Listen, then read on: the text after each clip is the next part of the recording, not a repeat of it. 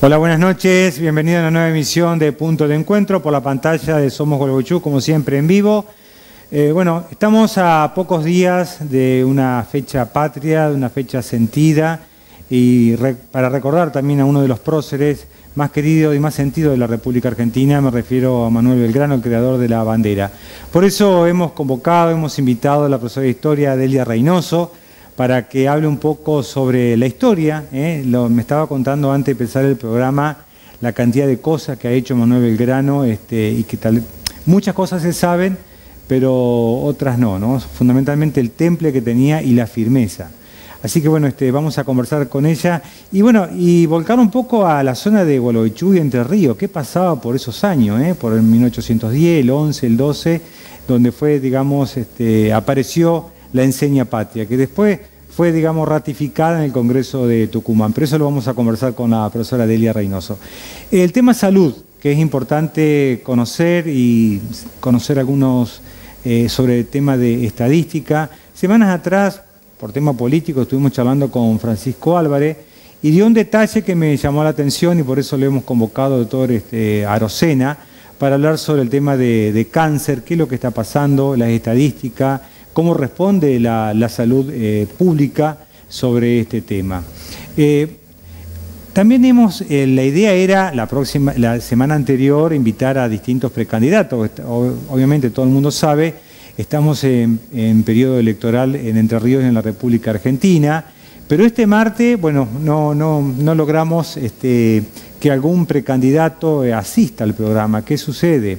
Viajaron prácticamente, muchos de ellos viajaron a Paraná, había que firmar, había que conformar las alianzas, presentar papeles. Bueno, a partir de la próxima semana seguramente los distintos precandidatos de todos los partidos políticos que nosotros invitamos van a estar, ya sea intendente, concejales o el propio también gobernador para la gobernación, van a venir a Punto de Encuentro.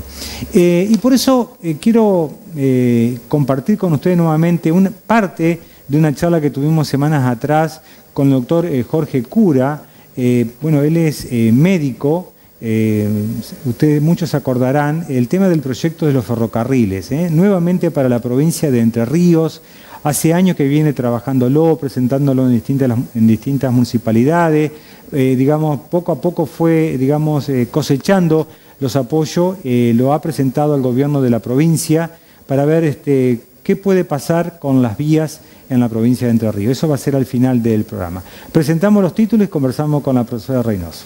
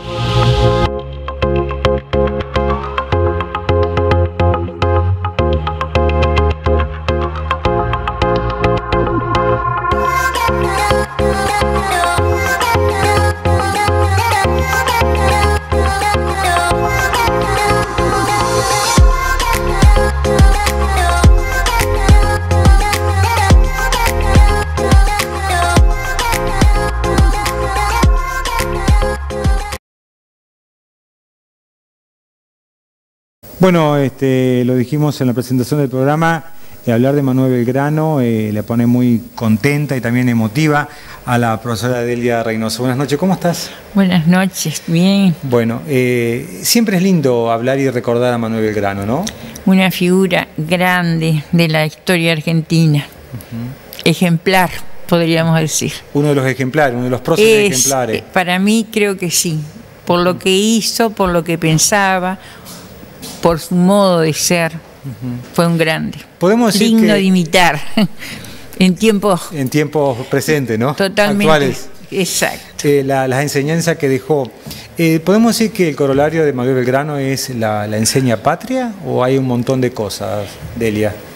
Varias. Las ideas, en principio, Sarmiento decía que Belgrano había traído la revolución de las ideas. Y después llegaron San Martín, Bolívar, con las armas a defenderlas. Lo cual también es verdad que Belgrano también hizo lo suyo a frente de los ejércitos, pero aparte de ser un ideólogo que manifestó sus ideas a través del periodismo, ocupó un cargo público que fue cuando lo nombran en la primera junta, que él cuenta en su autobiografía que de pronto se aparecí en una junta que ni siquiera estaba enterado. O sea que él difundía su pensamiento, hablaba de una patria libre, independiente, como un modelo de proyección, de futuro para estas tierras, no por ambición política, sino por ambición patriótica, digamos. Esa era la realidad. Yo te comentaba que muchas veces se ha dicho, como se ha pensado, o sea, porque se lo muestra como un hombre sencillo, pero también como sumiso, exacto, pero nada más lejos de esa realidad, porque hay muchos ejemplos, ¿verdad? Muchos casos de su desempeño que muestran que tenía una personalidad extraordinaria y que era un hombre inteligente. También se lo considera, como él era abogado y como que era un militar improvisado, también, que era su horror. Para entender un poco la trayectoria de Belgrano, digamos que deberíamos ponernos en el plano geopolítico al momento de producirse la revolución.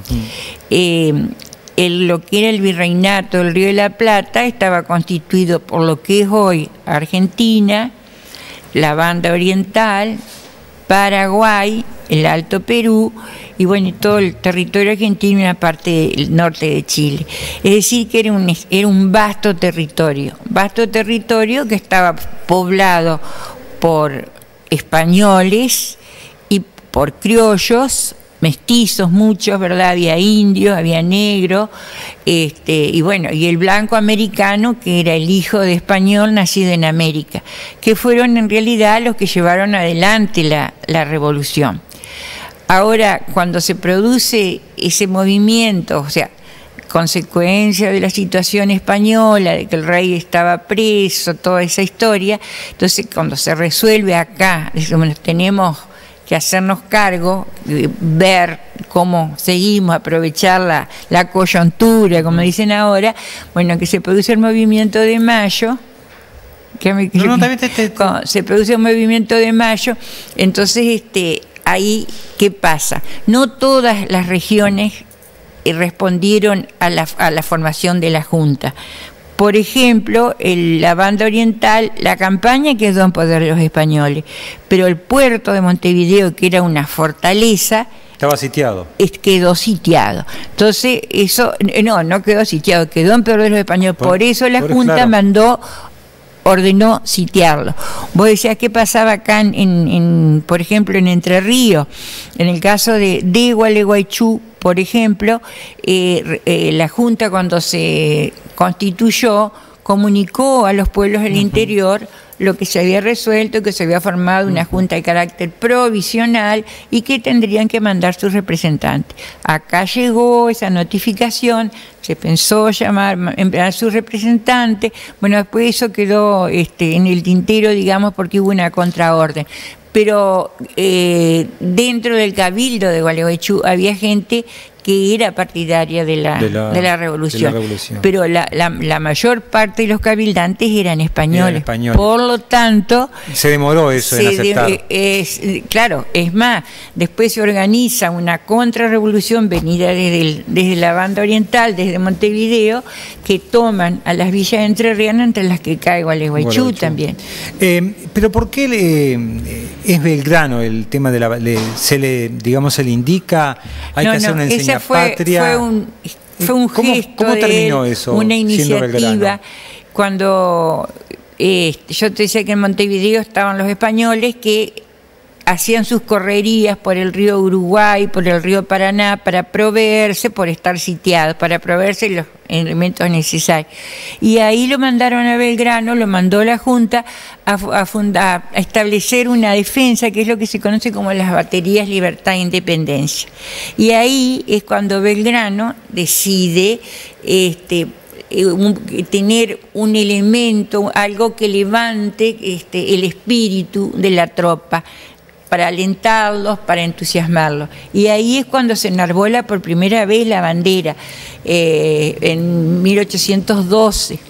Y lo comunica, en esa época se cambiaban rápido los gobiernos también, lo comunica al triunvirato, pero en ese interín él es enviado al Ejército del Norte, que había tenido una gran derrota en Huaki y tenía que reorganizar el ejército.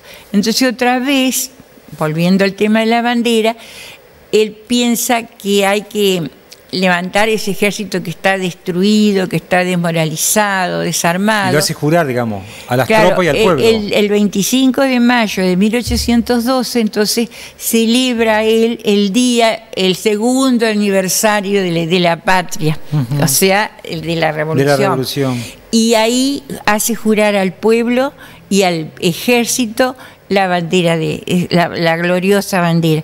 Todo eso tiene una historia, porque lamentablemente desde Buenos Aires, por cuestiones políticas. Cuestiones políticas y ajenos a la realidad que se vivía en el norte, que no era lo mismo, y a la misma realidad del ejército, al margen de que las comunicaciones eran lentas y demás.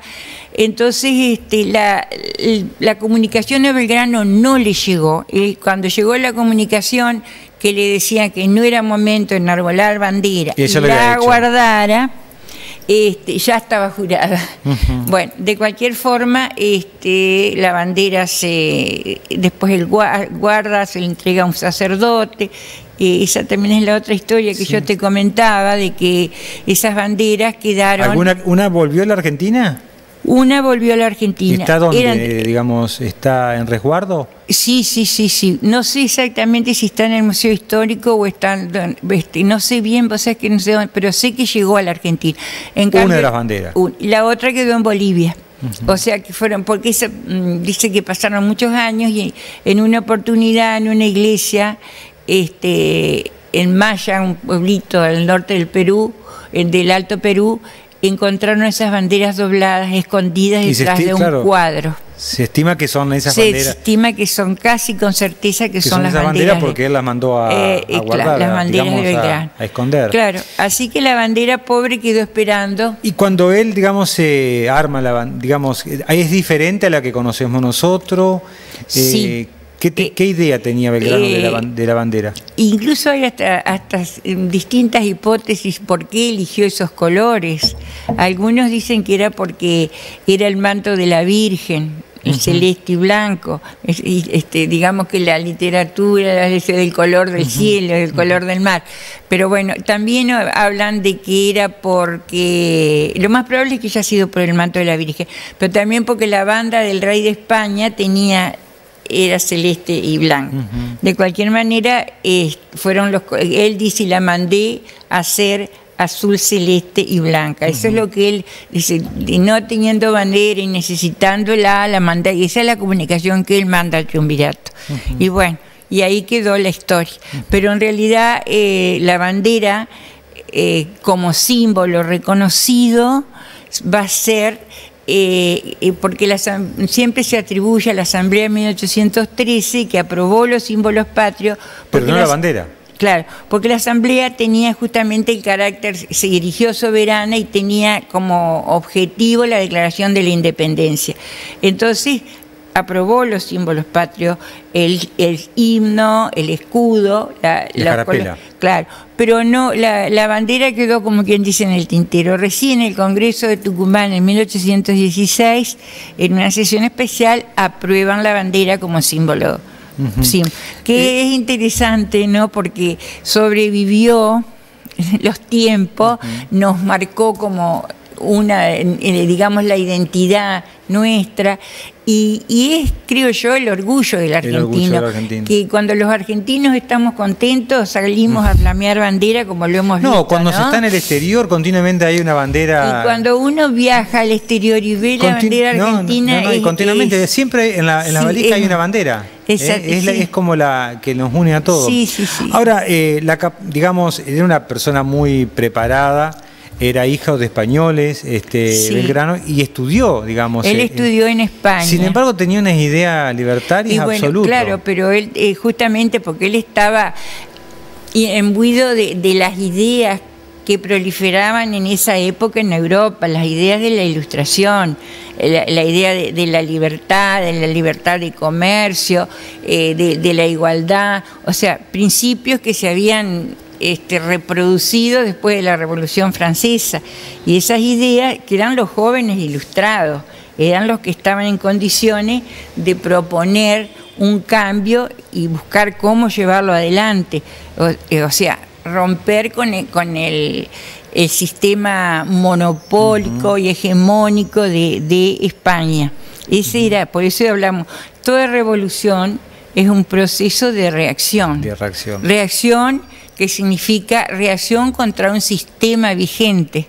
En este caso era una reacción contra los principios puestos por la monarquía española. Claro, porque él, al viajar, él tomó conciencia de lo que estaba pasando y lo que nos pasaba en nuestras tierras. Lo que él proponía era, claro, dado al margen de que acá se conjugó la política, la mala política de la monarquía española, de los Borbones, la invasión de Napoleón a España, o sea, la caída de España en poder de los españoles, y estas ideas yacentes que eran alimentadas justamente por los jóvenes ilustrados. Entonces como que ahí era la gente, incluso si nosotros nos ponemos a pensar cómo estaba ese pueblo, cómo era el pueblo en aquella época, los estratos sociales, porque cuando se hace el cabildo abierto, ¿quién se invitó ante la crítica situación española? Se invitó a lo más selecto del vecindario, o sea que el pueblo raso en los debates no participó. Participaron lo que nosotros llamamos hoy las fuerzas vivas de aquel momento.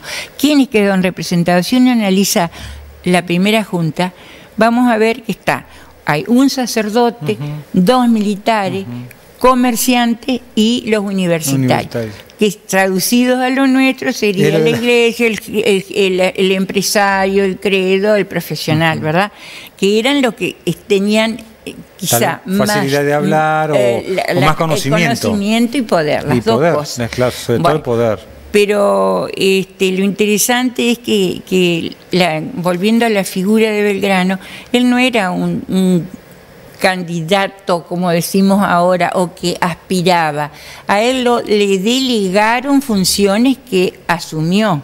Por eso es que lo mandan al Paraguay. Vos me preguntabas qué pasaba acá. Cuando pasa para ir al Paraguay, atraviesa Entre Ríos y Santa Fe.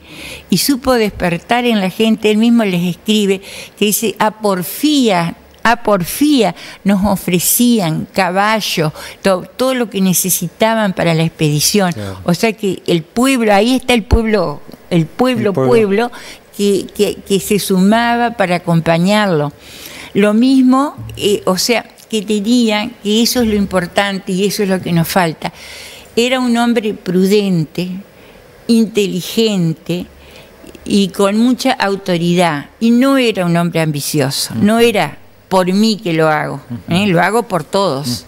Entonces, cuando lo mandan al ejército del norte, ordenar ese ejército que estaba desarmado por la batalla que había perdido. Él poco a poco se va ganando la voluntad de la gente, no solamente de los soldados, sino del pueblo, a tal punto que cuando es inminente el avance que venía desde el Perú, pasando por la actual Bolivia, que entraban por el norte argentino, él no había alcanzado a reordenar el ejército como a presentar batalla.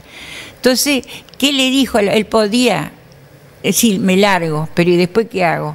Entonces, no, más vale, dijo, estrategia militar, vamos a dejar este espacio totalmente destruido, desmantelado, claro, para que porque él sabía también de que los otros venían de una larga hambre, sed, de todo, y pensaban que ahí tenían la esperanza de que se iban a poder proveer de lo que necesitaban. Y ahí es donde se genera el éxodo jujeño. Y ahí entonces convoca, y ahí también se ve, porque recalco esto, porque siempre están, ¿viste? ¿Qué pensás vos? ¿Qué pienso yo? ¿A quién beneficia? ¿A quién perjudica? Que eso se ha dado en toda la historia.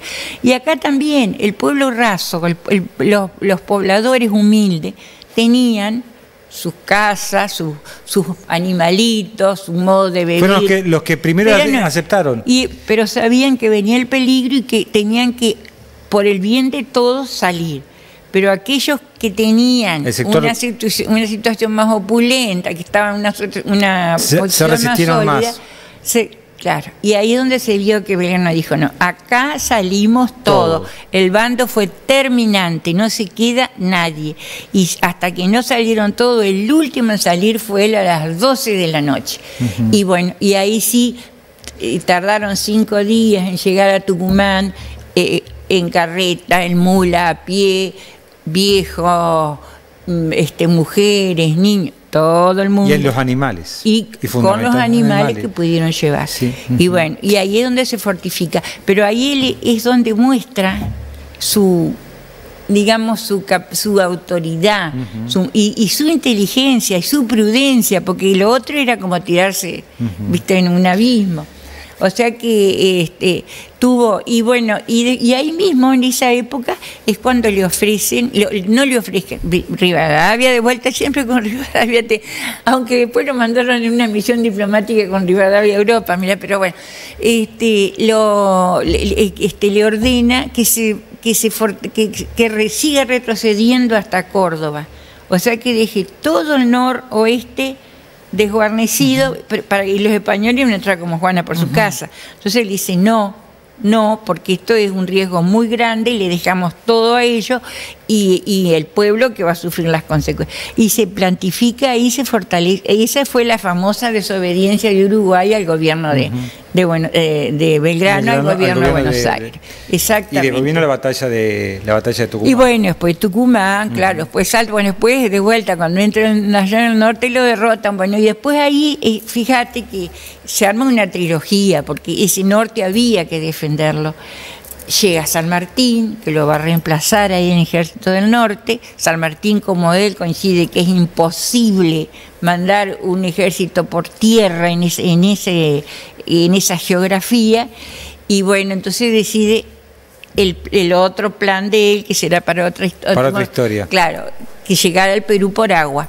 Y entonces allí aparece Güemes. Entonces son los tres que defienden la trilogía. Te digo Güemes porque justo Güemes muere el 19 de junio de otro año, pero más al año de la muerte de...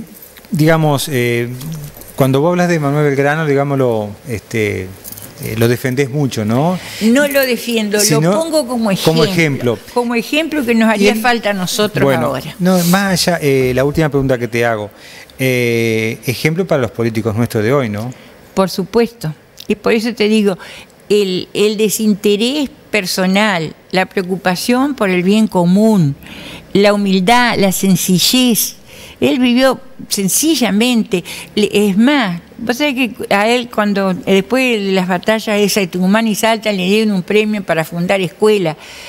Le dieron un premio, él lo destinó, nunca se fundaron la escuela ni nunca le llegó la plata tampoco. Pero cuando muere lo mismo. Mira, hay una cosa que yo digo, aparte de patriota, porque él fue periodista, fue funcionario de gobierno, fue militar, fue un revolucionario, un hombre ilustrado, pero siempre con una humanidad una humanidad y no con una ambición personal, sino ambición en un proyecto, buscando el bien coincidencias, no divergencias, y para el país, ¿verdad? ¿no? Claro. Y por ahí también dice que fue medio alocado cuando el Congreso lo llamó para consultarlo por la forma de gobierno. Y él ahí ofrece propone una monarquía incaica. Entonces estaba loco Belgrano, porque lo que pasa es que en ese momento en Europa se habían restablecido las monarquías y se habían restablecido los auténticos gobernantes de Europa, los reyes, a quienes los habían sacado. Entonces él hablaba de una monarquía incaica, restablecer una monarquía y restablecer, que era una utopía, porque no había nadie que pudiera acercar, pero era más o menos así que bueno, creo que es difícil, ¿verdad?, rescatar o poder inculcar un poco. Los valores. Pero pasa que la historia siempre muestra, el valor de la historia es esa, que nos muestra experiencia. Dice que el hombre es el único animal que tropieza dos veces con la misma piedra. Bueno, somos mal aprendidos, en una palabra. Muchas gracias por venir al programa y hablar de Belgrano y de nuestra bandera. Bueno, muy bien. Muchas gracias. Hacemos una pausa y conversamos con doctora Rosena de Salud.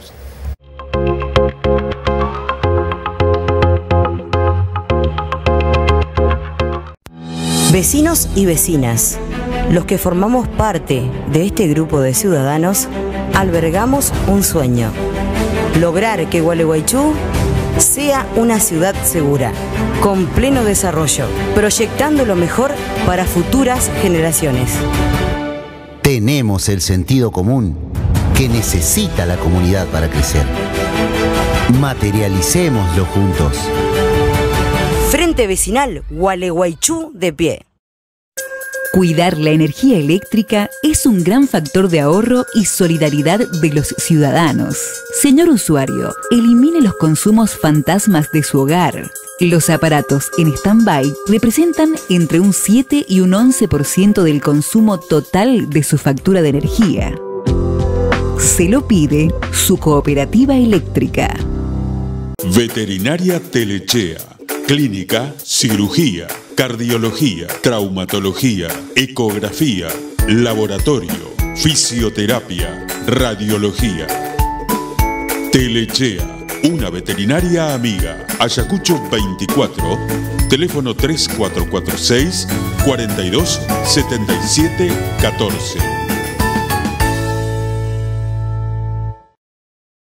Ilgoa, servicios y repuestos. Incorporamos el servicio de mecánica oficial y repuestos Renault en Gualeguaychú para la atención del automóvil. San Martín 2025, teléfono 3446 43 31 40, WhatsApp 3446 50 89 92, 50 89 93. Todo lo que su Renault necesita en un solo lugar. Ilgoa, servicios y repuestos. El verano se disfruta si le pones fruta con Bagio. Fruta con Bagio. Se disfruta con naranja y con amigos, con manzana y con los primos. Con Bagio pronto. Y siempre se disfruta si tenés multifruta. Ponele fruta al verano y disfrútalo. Con Bagio pronto. Ponele fruta al verano y disfrútalo. Con Bagio pronto.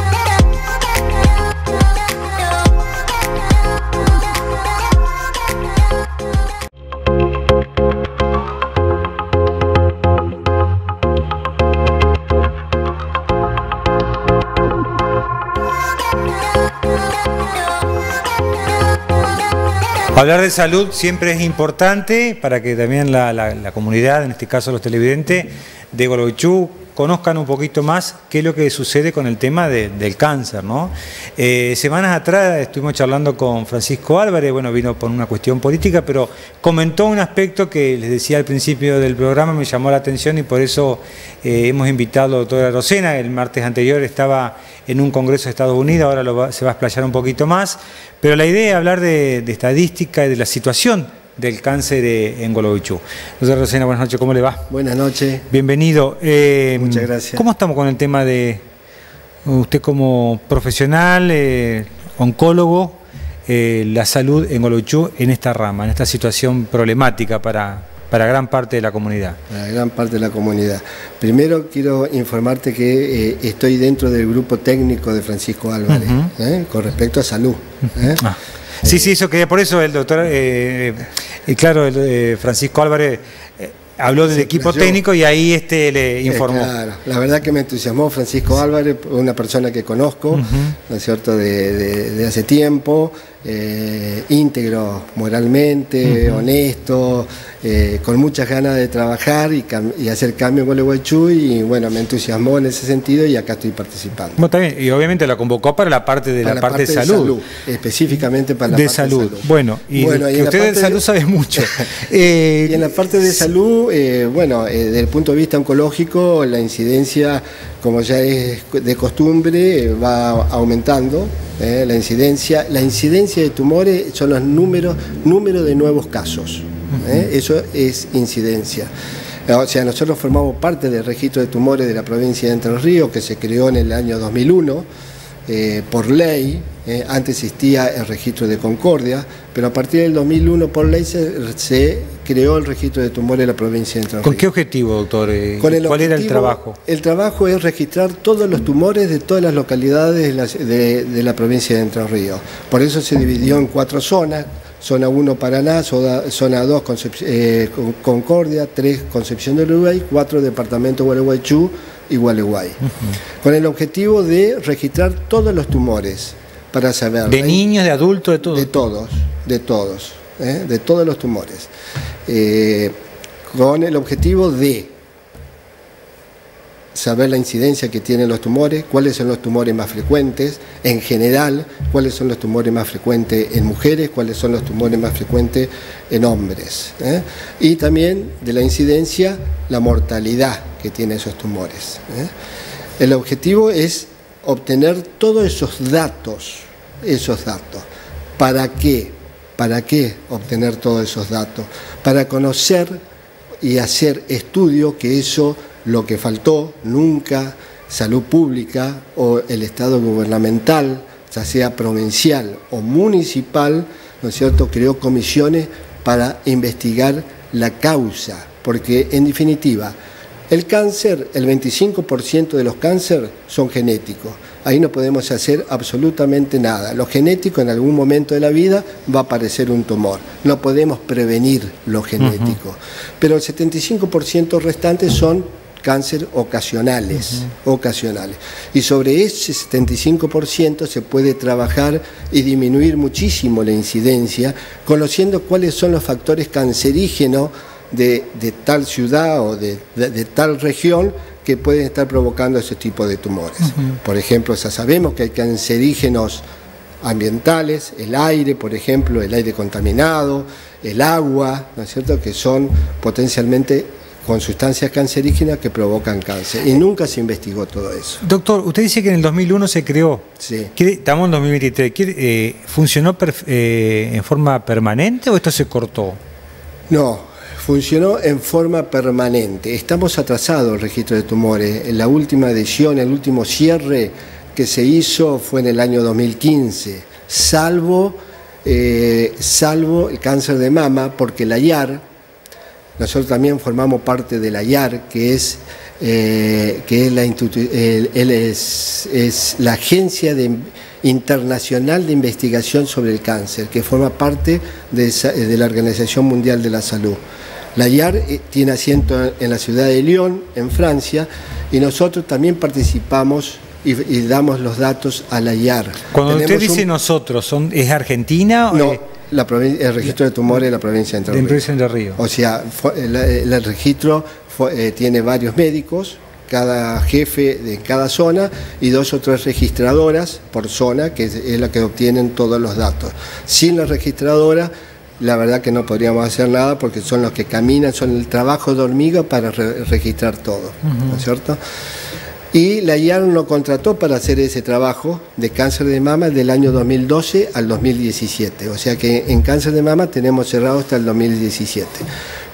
Por supuesto que recibimos una paga por ese trabajo, de la cual pudimos subsistir un tiempo, porque Salud Pública, nunca tuvimos colaboración de Salud Pública, por eso es la primera causa de atraso, ¿no es cierto? Porque hacemos con el esfuerzo y el amor de todos los registradores el trabajo. Ahora, la segunda causa por la cual estamos también atrasados fue la pandemia, porque durante 2 años no trabajamos. Claro, pero en 2015 no había pandemia y ahí se cortó. Ahí se cortó. ¿Y usted qué cree las causas? Porque me imagino que en salud pública debe haber médicos también. ¿Esto es una cuestión, una decisión política? ¿Dice usted que está fallando? Yo creo que es una decisión política. Nunca hubo presupuesto para el registro de tumores.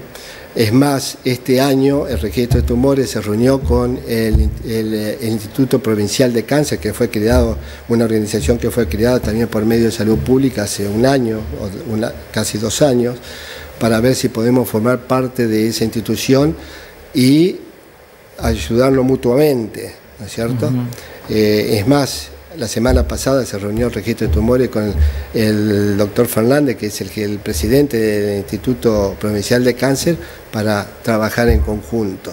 ¿Y ustedes usted fue a esa reunión, salieron conformes? No, porque yo estaba justamente... Estaba en el Congreso, pero bueno, usted está en contacto, me decía antes de empezar la nota, sí, está en contacto con otros oncólogos de la provincia. De la provincia, la reunión fue buena, pero ellos tampoco dicen que tienen mucho presupuesto como para tomar al registro de tumores de la provincia. Claro, pero es un tema esencial. Es un tema esencial. Porque el tema del cáncer, digamos, no solamente saber qué cantidad de personas están afectadas por esta problemática tan nefasta, ¿no? Y que provoca tanto dolor en la familia, pero sino para accionar, para hacer cosas. Claro. Yo hace más o menos 7 o 8 años estuve en una entrevista también televisiva, en la cual en el año 2003 a 2007 había un promedio de 170, 190 casos de cáncer en la zona de Gualeguaychú, en el departamento de Gualeguaychú. Y en el año 2013-2014 esa incidencia había aumentado casi al doble, podríamos decir que estábamos alrededor de 380, 390 casos de cáncer en el departamento de Gualeguaychú. Departamento de Gualeguaychú tomando todo, ¿no? Urdinarray, Gualeguaychú, La Roque, Isla de Ibicuí, o sea, toda la zona, ¿no? Todo el departamento. O sea que se había casi duplicado la incidencia de tumores en este departamento. Por supuesto que debe haber factores. En ese momento, a diferencia de las otras zonas, del registro de tumores, la zona 4, que es de Gualeguaychú, había un incremento importante de la incidencia con respecto a 3 tipos de tumores, que yo le había hecho referencia, que era el cáncer gástrico, cáncer renal y cáncer de vejiga. Un aumento importante de incidencia, le diría casi el doble que las otras zonas de ¿Puede ser el agua uno de los motivos? Y el agua, yo pienso, desde mi punto de vista, que posiblemente sea el agua, ¿no? Porque uno ingiere el agua, pasa por el aparato digestivo, se elimina por vía renal y se deposita en vejiga para ser eliminada, ¿no? La micción. O sea que yo creo que ahí juega un papel importante, ¿no es cierto?, la contaminación del agua, siempre lo dije. ¿Cuál es la preocupación, ustedes que están en contacto permanente, más allá de las 4 regiones que había mencionado, el tema de, digamos, que está en contacto con oncólogos de otras ciudades de la provincia? ¿Cuál es el temor que tienen ustedes, la preocupación? ¿Qué habría que hacer por parte del Estado, de la salud pública? Primero, crear comisiones, ¿no es cierto?, para investigar los factores cancerígenos. La IAR clasifica los factores cancerígenos en 1A, lo que son demostrados que son cancerígenos, provocan cáncer. y uno ve los probables cancerígenos, que probablemente pueden o no ocasionar cáncer, ¿no es cierto? Y lo demostrable ya es evidente, ¿no es cierto? O sea, acá en la zona de Gualeguaychú tenemos el parque industrial, contamina el aire y puede contaminar, contamina el río y puede contaminar, nunca se han hecho estudios, todo el plomo puede ir al río. El río Gualeguaychú tiene poco caudal de agua, poco movimiento, salvo cuando hay crecientes que corren, ¿no es cierto?, el agua, pero no tiene un caudal como el río Paraná, por ejemplo, o como el río Uruguay. Se junta todos los agroquímicos de los campos. Cuando llueve, ¿a dónde va a parar esos agroquímicos? Al río, ¿no es cierto? La toma de agua, junta el agua del río, sucia, ¿qué le ponen? Hidróxido de aluminio, que es altamente cancerígena, para limpiar el agua. El agua se limpia, eso va a ser potable y lo sucio vuelve al río, ¿no es cierto? Se usa la concentración adecuada de hidróxido de aluminio, ¿no es cierto? Entre el hidróxido de aluminio, plomo, agroquímico, y eso es un buen estudio. Doctor, ¿eso podría ser función de la municipalidad? Por eso dije que tanto los estados gubernamentales, tanto provinciales o municipales, nunca hicieron nada como para hacer un estudio. O sea, una municipalidad puede hacer muchas cosas también. Puede hacer muchas cosas. Más allá que las decisiones políticas sobre salud las explica una provincia, un estado. Exactamente. Pero una municipalidad puede hacer cosas. Puede hacer muchas cosas. Puede hacer muchas cosas. ¿Y a usted le gustaría, bueno, por eso está... Y por eso estoy entusiasmado en esto y hay que estar para colaborar, y ¿no es cierto?, y para poder hacer cosas con el bien de la gente, ¿no? Doctor, me contaba antes de empezar la nota de los congresos importantes que se hacen en Chicago, ¿no? Sí. Usted va todos los años. Así es.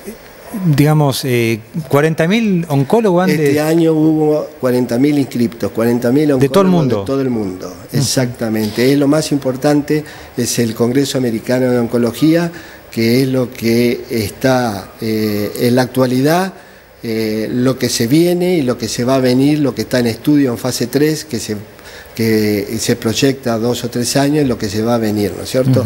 Hoy en día hay muchos adelantos en oncología. Hasta hace unos años los tratamientos eran prácticamente grupales.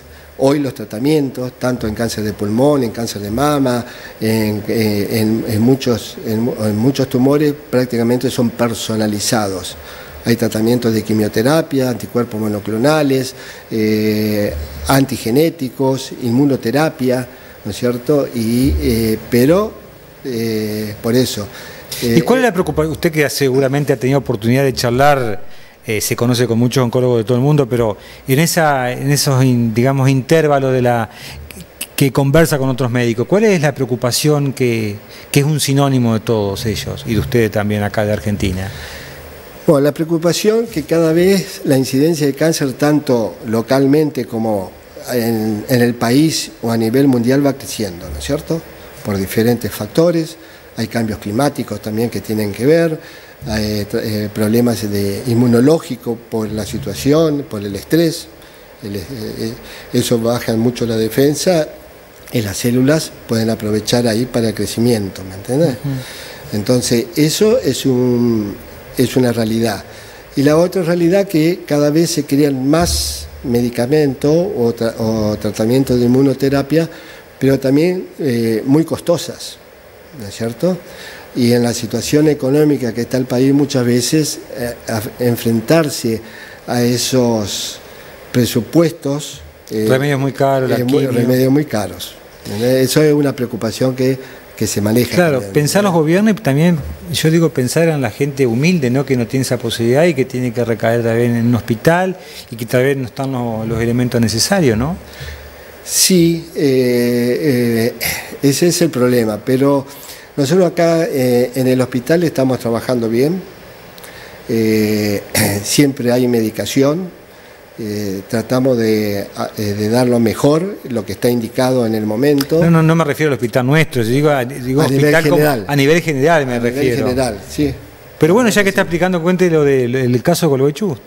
El caso del hospital, o sea, el servicio de oncología del Hospital Centenario se está trabajando muy bien, siempre tenemos medicación adecuada para cada paciente, no tienen que esperar mucho, tenemos la suerte esa de poder contar. Por supuesto que hay que llenar planillas, llenar papeles, porque de acá va al banco de droga de la provincia. Y si el banco de droga de la provincia no tiene esa medicación, van otros papeles al banco de droga de la nación, claro, y ahí la mandan. Siempre hay un poquito de demora, entre 30 y 45 días que empiece a llegar la medicación. Doctor, porque son remedios muy específicos y no son de, digamos, fáciles de conseguir en la farmacia, ¿no? No se consiguen en la farmacia. No se consiguen en la farmacia. Son remedios puntuales. Puntuales. Me imagino que va con, digamos, son médicos específicos que tienen que conseguir autorizar eso. Autorizar eso, sí. Todo lo que está indicado va a una auditoría oncológica, no es que lo que uno indica ya está aprobado, eso todo va a una auditoría oncológica a Buenos Aires. Cada obra social tiene una auditoría oncológica, la provincia, o sea, los bancos de droga tienen una auditoría oncológica, se audita y lo aprueban, mandan la medicación. Por último, ¿usted es expectante que la cosa puede cambiar, de que, digamos, funcionarios diferentes que piensen la salud de una manera totalmente distinta? Yo creo que la cosa se puede cambiar, por eso es que estoy en este momento, ¿no es cierto?, acá. La cosa se puede cambiar, pero para cambiar hay que trabajar, hay que trabajar. Conocer los factores cancerígenos, los que posiblemente puedan provocar cáncer, los que puedan contaminar, ¿no es cierto? Pero para eso hay que formar grupos, tanto en la oncología, el buen funcionamiento de la oncología es multidisciplinario, es trabajar en equipo. Y acá también hay que hacerlo, trabajar en equipo para hacer todos los estudios epidemiológicos, ese es el fin del registro de tumores, obtener datos, saber cuáles son los tumores más frecuentes para poder después lograr los estudios. Lo vamos a invitar en una segunda oportunidad para hablar un poquito más para educar sobre el tema del cáncer. Y bueno, hablar un poquito más del cáncer de hombre, del cáncer de mujer, pero se nos terminó el tiempo. Pero lo vamos a seguir invitando. Perfecto. Muchas gracias por haber venido. Hacemos la pausa.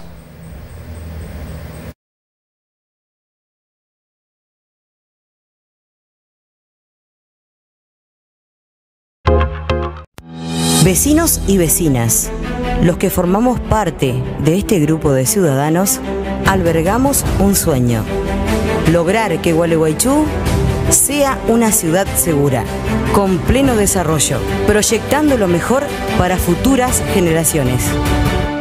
Tenemos el sentido común que necesita la comunidad para crecer. Materialicémoslo juntos. Frente Vecinal Gualeguaychú de pie. Cuidar la energía eléctrica es un gran factor de ahorro y solidaridad de los ciudadanos.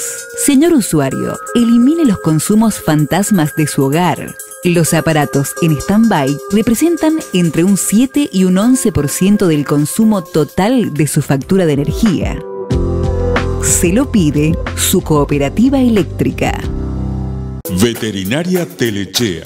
Clínica, cirugía, cardiología, traumatología, ecografía, laboratorio, fisioterapia, radiología.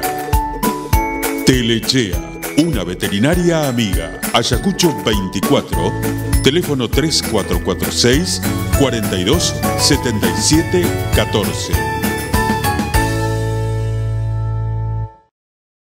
IGOA, servicios y repuestos. Incorporamos el servicio de mecánica oficial y repuestos Renault en Gualeguaychú para la atención del automóvil. San Martín 2025. Teléfono 3446 43 31 40. WhatsApp 3446 50 89 92 50 89 93. Todo lo que su Renault necesita en un solo lugar. IGOA, servicios y repuestos.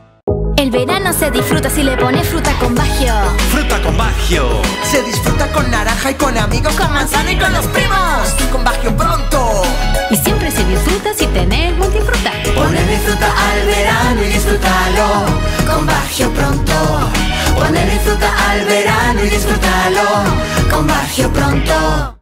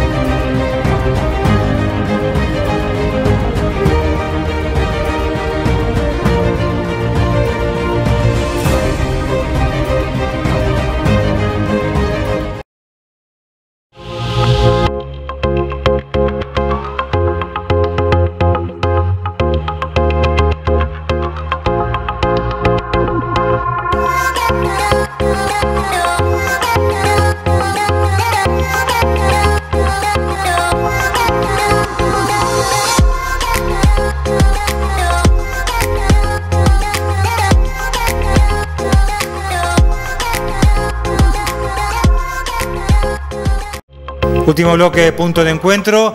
Y bueno, los invito a compartir nuevamente parte de la entrevista que realizáramos semanas atrás al doctor Jorge Cura, obviamente jubilado él ya su profesión como médico, pero con la intención y un proyecto que hace muchos años que viene trabajando para que los ferrocarriles vuelvan de alguna manera a la provincia de Entre Ríos. Con eso me estoy despidiendo. Gracias a Celso Bell, a Leo Reynoso, que continuamente trabajan para que este programa llegue en perfectas condiciones a todos ustedes. Los espero hasta el próximo martes. Ahora sí, vamos a conversar con el doctor Jorge Cura, que está en la ciudad de Paraná. Buenas noches, Jorge, ¿cómo le va? Buenas noches, Rubén, un placer saludarlo. Muchas gracias por la oportunidad de charlar. Por favor, en primer lugar me gustaría que la gente de Gualeguaychú, los televidentes, en este momento lo que están mirando Somos Gualeguaychú, conozcan quién es el doctor Jorge Cura. Bueno, yo soy médico, como usted lo nombraba hoy, pero tengo una especial predilección o, digamos, inclinación a todo lo que es algo que beneficia a la sociedad. Y creo que hacer hincapié en todo lo que es, digamos, políticas públicas, es de interés para todos y para nosotros. Es un poco como pagar un poco la deuda de todo lo que me ha dado este rico país, este hermoso país que tenemos, esta gente tan macanuda de Entre Ríos.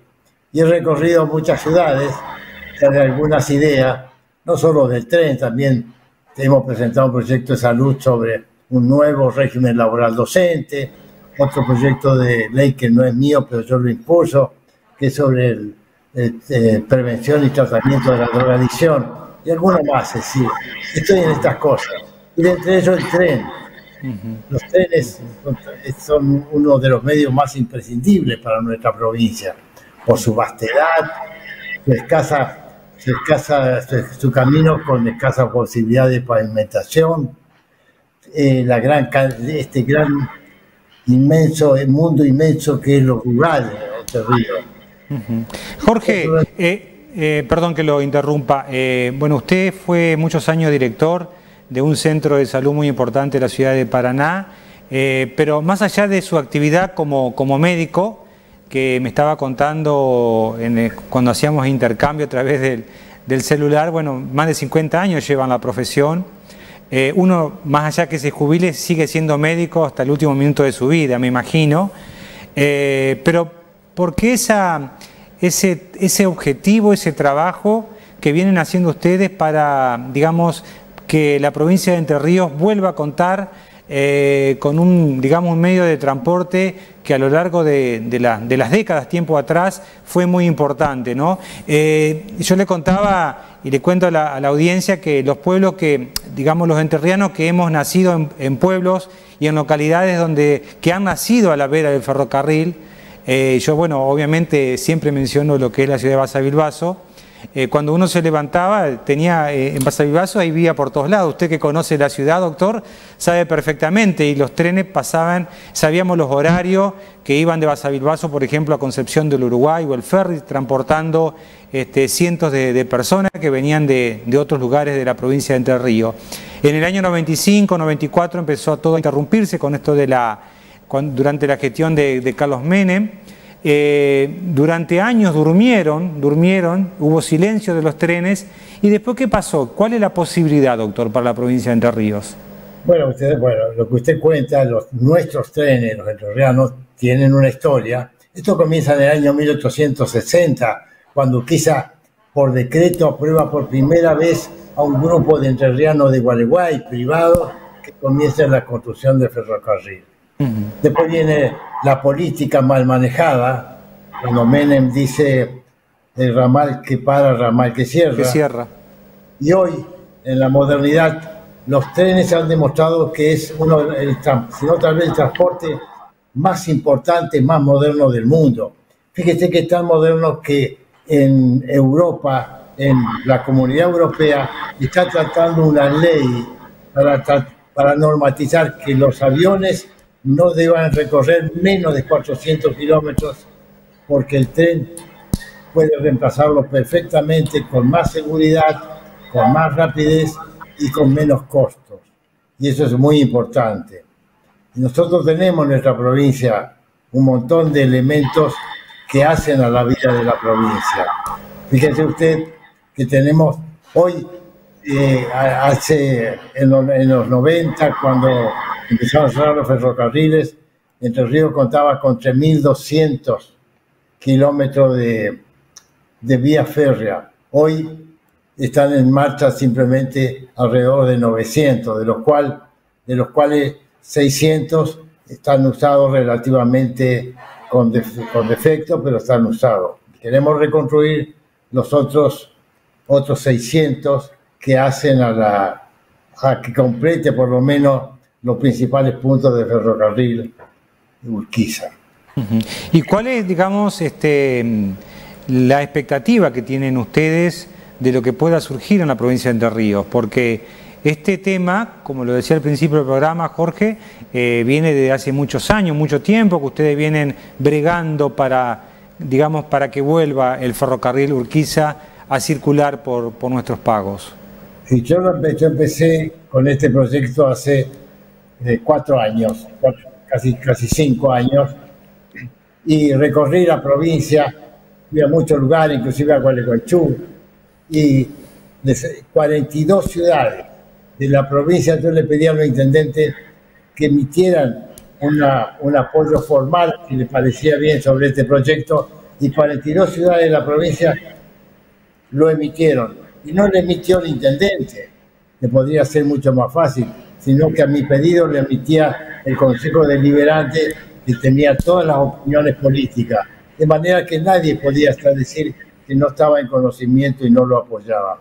Y dentro de esas 42 ciudades están todas las ciudades capital, inclusive Gualeguaychú. Yo estuve ahí un par de veces charlando, me recibió el intendente y el Consejo Deliberante de Gualeguaychú emitió también una resolución formal apoyando este proyecto. También lo apoyó la Cámara de Diputados y la Cámara de Senadores, emitiendo resoluciones formales de apoyo a la reconstitución de los trenes. Bueno, pero siempre en esto necesitamos el apoyo del Ejecutivo. Recuerde que los trenes no son precisamente de Entre Ríos, sino que pertenecen a Ferrocarriles Argentinos, que pertenece a la Nación. Y necesitamos del Ejecutivo que impusiera el proyecto y lo tramitara. Fíjese que como el gobernador Bordet, a pesar de que ahora está haciendo algunas cosas interesantes, le presentamos todo el proyecto y nunca nos dio audiencia. Como él no nos daba audiencia, se lo presentamos en aquel entonces, ya eran los últimos meses de Dietrich, y Dietrich, ¿se acuerda?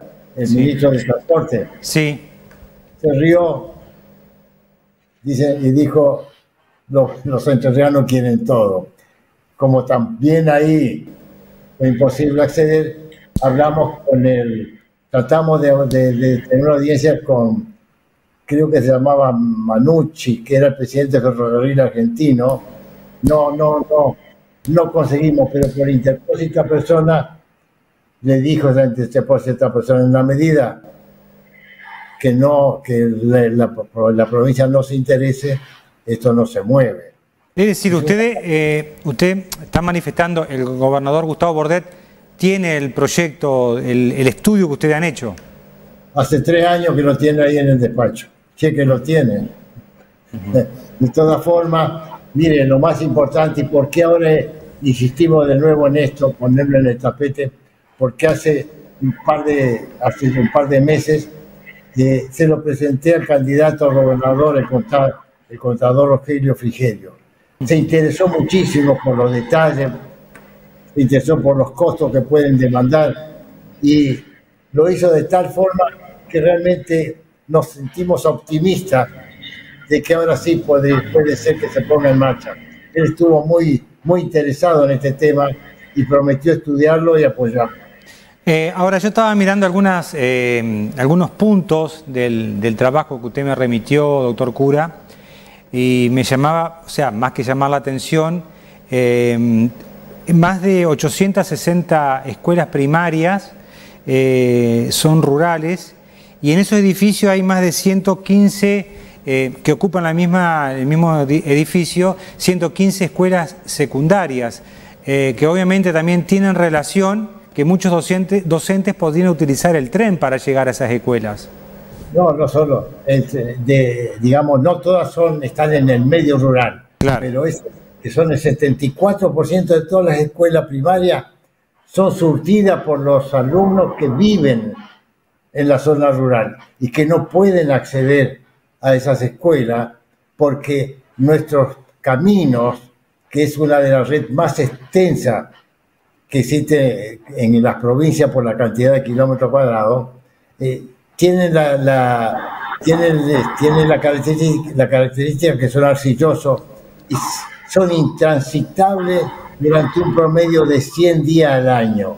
Bueno, ahora esta sequía ha sido una excepción.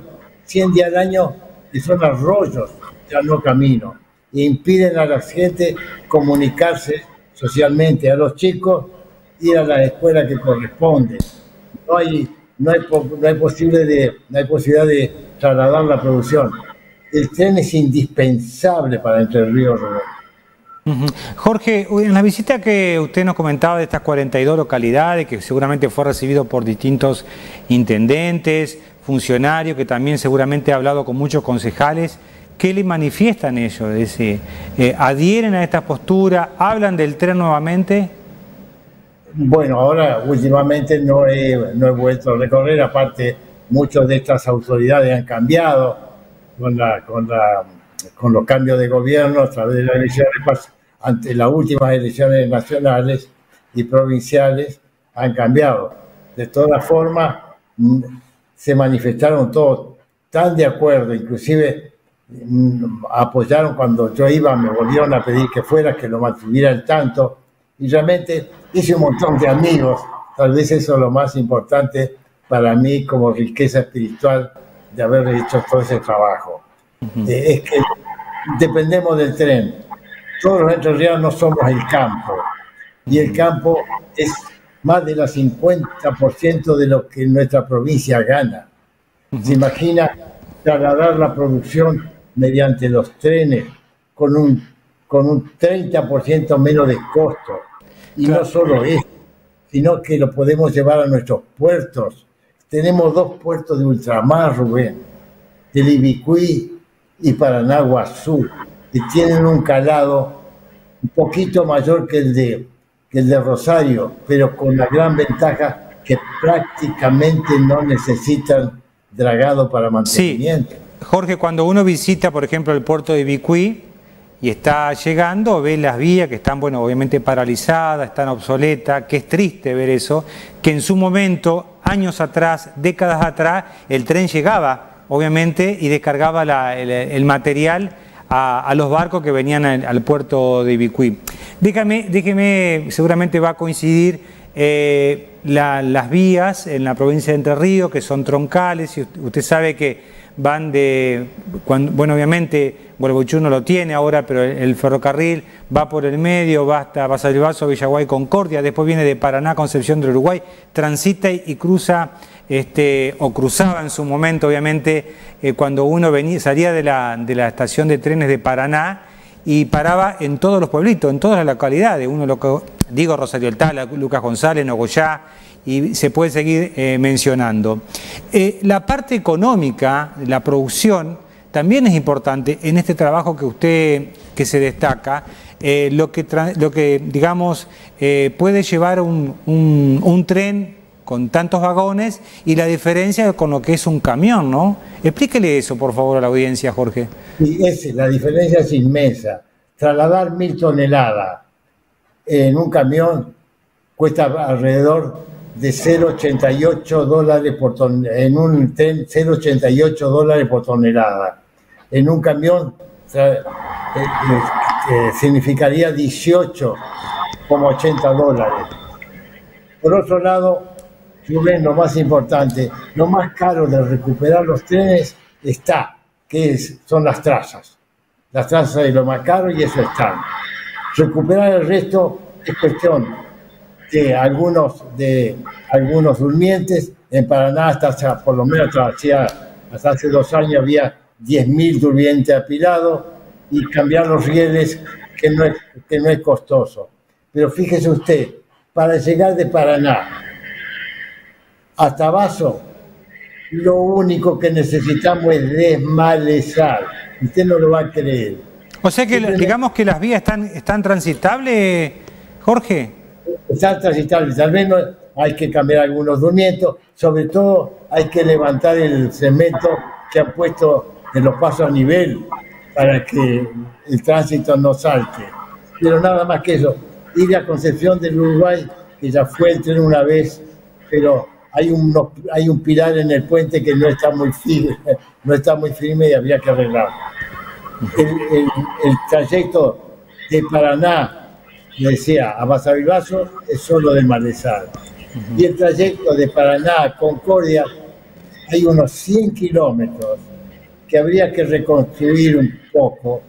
Y fíjese usted, en el momento que le presentamos a Bordet el proyecto, nosotros consultamos una empresa de Paraná y la empresa proponía, ellos se hacían cargo de los arreglos de esos 100 kilómetros y van a cobrar simplemente con el servicio, porque necesitan las vías para traer cargas desde Cursuco a Tiago. ¿Y qué pasó con eso, Cura? ¿Qué pasó con eso, Jorge? No, el gobernador nunca nos dio audiencia y no pudimos seguir charlando. Esto quedó. Y el tiempo lo va dejando en la sociedad. Jorge, y el tema...